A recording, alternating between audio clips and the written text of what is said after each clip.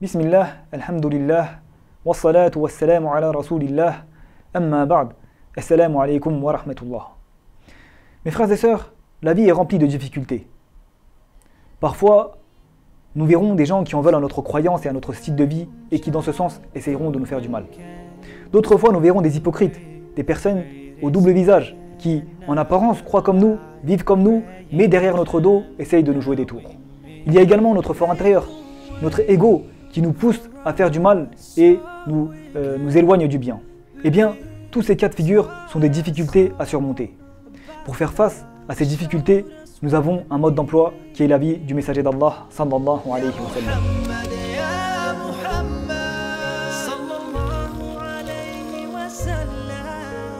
Après cette courte introduction, nous pouvons nous poser cette question-là. Qu'avons-nous à faire avec les difficultés? Pourquoi lutter et faire face aux difficultés? Mes frères, cette religion est difficile par nature. Celui qui recherche à servir cette religion doit accepter ce côté difficile dès le départ. Mais celui qui recherche le luxe, le confort et la facilité doit rechercher cela ailleurs car il ne peut pas trouver ça au sein de cette religion. Celui qui recherche la satisfaction d'Allah Azza wa Jal et sert cette religion va y trouver des pleurs, de la tristesse, de la fatigue, de la peine et comme résultat il aura la miséricorde d'Allah Azza wa Jal. Dans le Coran, notre Seigneur exalté soit-il dit إنا عرضنا الأمانة على السماوات والأرض والجبال فأبينا أن يحملنها وأشفقنا منها وحملها الإنسان إنه كان ظلوما جهولا. Nous avions proposé aux cieux, à la terre et aux montagnes la responsabilité, c'est-à-dire le fait de porter les charges, de faire le bien et d'éviter le mal. Ils l'ont refusé et en ont eu peur, alors que l'homme s'en est chargé car il est très injuste envers lui-même et très ignorant. Donc nous voyons que l'homme, l'être humain, a accepté cette responsabilité. Par ailleurs, nous savons également que les obligations et les directives de cette religion peuvent être difficiles et lourdes. C'est pour cela qu'Allah Tabaraka wa Ta'ala a révélé les versets par l'intermédiaire de l'ange Jibril. Et il ne l'a pas fait par l'intermédiaire d'un rêve dans lequel Jibril aurait dit au messager d'Allah sallallahu alayhi wa sallam: Ô Mohammed, tu as été choisi pour être le messager d'Allah, je vais te révéler les versets petit à petit.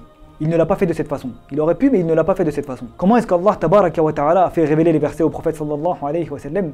Eh bien, Jibril est venu voir le prophète sallallahu alayhi wa sallam, il l'a serré fort, très très fort. Et il lui a dit, lis. Le prophète sallallahu alayhi wa sallam a dit, je ne sais pas lire.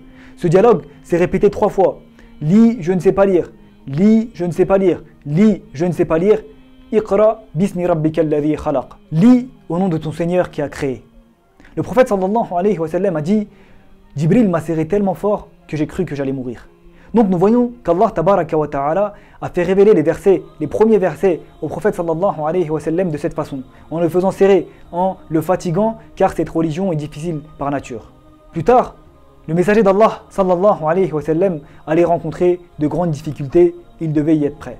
Deuxième révélation et encore le même apprentissage, la même leçon donnée par Allah Tabaraka wa Ta'ala au prophète sallallahu alayhi wa sallam.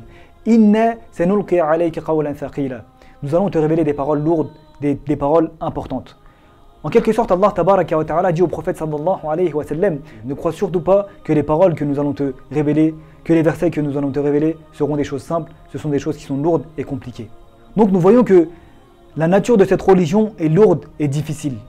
De l'autre côté, nous avons l'être humain, l'homme qui est faible par nature.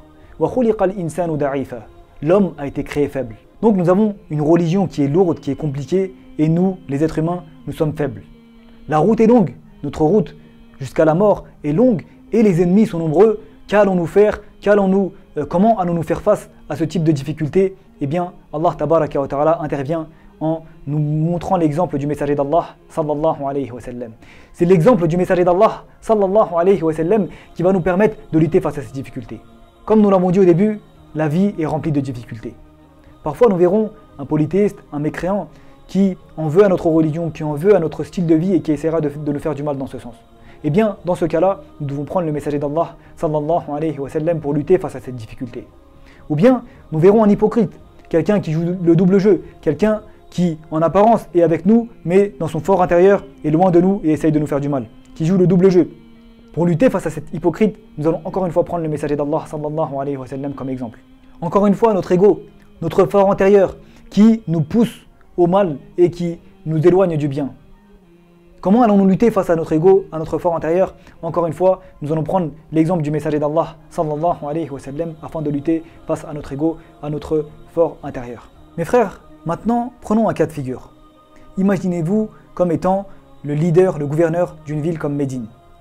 Vous avez des milliers d'hommes qui sont prêts à mourir pour vous, qui sont prêts à exécuter ce que vous dites, et dans ce contexte-là, il y a quelqu'un qui joue le double jeu, qui essaye de vous faire du mal sans cesse, qui essaye de faire du mal à votre propre personne, à votre femme, à votre famille, à votre entourage, et qui essaye de vous rabaisser sans cesse. C'est le cas de l'hypocrite Abdallah ibn Ubay ibn Salul. Lorsque le prophète sallallahu alayhi wa sallam était à Médine, était le gouverneur de Médine, il y avait cet hypocrite qui jouait le double jeu. Il était au sein de la communauté, mais il ne ratait aucune occasion pour faire du mal au prophète sallallahu alayhi wa sallam. Si toi, tu es dans ce contexte-là, tu as un hypocrite face à toi de cette façon, et tu dois régler ce problème, qu'aurais-tu fait? Mes frères, soyez sûrs que la plupart d'entre nous auraient réglé le cas de cet hypocrite très rapidement. Mais ce n'est pas ce que le prophète sallallahu alayhi wa sallam a fait. Le prophète sallallahu alayhi wa sallam lui rendait service. Lorsqu'il le voyait, il le saluait, et il essayait de se comporter d'une bonne façon avec lui. Pourquoi il faisait de cette façon? Le prophète sallallahu alayhi wa sallam justifie cela de cette façon. Je me comporte bien avec lui, je me comporte de cette façon avec lui, pour que les gens ne disent pas « Mohammed tue ses propres partisans ». Mes frères et sœurs, une personne normale ne peut pas penser de cette façon. C'est seulement quelqu'un qui a été éduqué par Allah Azza wa Jal et dont le seul souci est le bien de la communauté et le bien de la religion qui peut penser de cette façon-là. Si vous placez n'importe quel leader à la place du messager d'Allah sallallahu alayhi wa sallam, dans ce cas de figure, il aurait rapidement réglé le cas de l'hypocrite Abdallah ibn Ubay ibn Salul. Nous parlons d'un cas qui s'est déroulé il y a 1400 années. Mais prenons le cas des leaders actuels. Leur ego ne laisse de place à aucune opposition. Lorsque leur population est prise pour cible, lorsque leur population est lésée, ils sont très doux, ils sont très patients, mais lorsque leur propre personne est touchée, lorsque leur propre ego est touché, ils se comportent d'une toute autre façon, ils sont très coléreux, très nerveux, et ils privilégient leur propre personne à la cause commune. Rappelez-vous, en 2008, lors du salon de l'agriculture, une de ces personnes-là était partie rendre visite aux agriculteurs, et il avait posé la main sur l'épaule d'une personne âgée. La personne âgée qui reconnaît cette personne-là, ce leader, il lui dit « touche-moi pas, tu me salis ». Et la personne qui en temps normal utilise un langage soutenu, qui fait très attention à sa façon de parler et qui est très douce envers les gens, eh bien, lorsque son ego est touché, lorsque sa propre personne est touchée, il commence à avoir un langage familier, argot et insulte cette personne qui est plus âgée que lui. C'est un exemple parmi tant d'autres. La plupart des gens, la plupart des leaders actuels sont dans ce cas-là. Lorsque leur ego est touché, ils interviennent directement, mais lorsque la communauté, lorsque leur population est touchée, leur comportement est tout autre, ils sont très doux, ils sont très patients. Eh bien, dans le cas du prophète sallallahu alayhi wa sallam, cela est le contraire. Le prophète sallallahu alayhi wa sallam ne privilégie jamais sa propre personne. Il privilégie toujours la religion d'Allah tabaraka wa ta'ala et sa communauté. Pour le cas d'Abdallah ibn Ubay ibn Salul, il explique cela en disant que les gens qui sont à l'extérieur de la ville ne connaissent pas l'aspect intérieur d'Ibn Salul.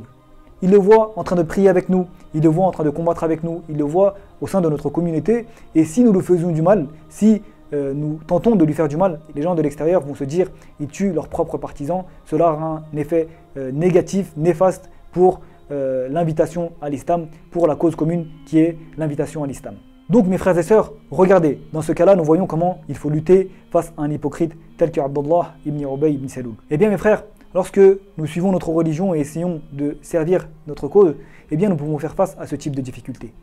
Dans ce cas-là, il ne faut pas réagir avec la colère, avec la haine ou bien le faire comme bon nous semble. Il faut suivre l'exemple du messager d'Allah sallallahu alayhi wa sallam. Pour prendre l'exemple du messager d'Allah sallallahu alayhi wa sallam comme il le faut, eh bien il faut connaître la sira.